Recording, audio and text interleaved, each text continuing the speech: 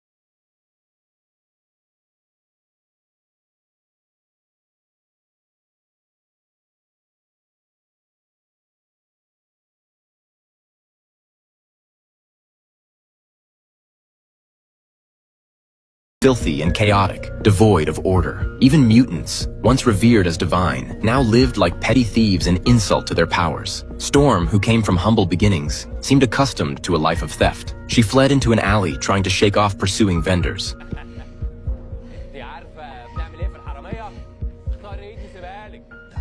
But in her moment of crisis, Apocalypse, cloaked and imposing, appeared behind her. Without even glancing at the insignificant crowd, he asked Storm who ruled the world now. Seeing her too entangled to answer, Apocalypse merely flicked his fingers, commanding the sand to swiftly sever several heads. Terrified, one vendor wet himself in fear, begging for mercy. Yet Apocalypse showed no mercy with a single thought. He embedded the man into a wall. Shocked by what she witnessed, Storm nonetheless recognized that he had saved her. She brought Apocalypse back to her dwelling, but with no common language, communication proved difficult. She had no idea why he had appeared. Unfazed, Apocalypse extended his hand and began absorbing historical knowledge from the television. Within minutes, he had learned humanity's entire history through the internet. After betraying him, these insects had taken over the world with nuclear weapons, drawing red lines and red carpets at will, while mutants were ostracized as freaks. As a once revered deity of Egypt, Apocalypse refused to accept this world order. He resolved to erase everything humanity had built and reshape civilization.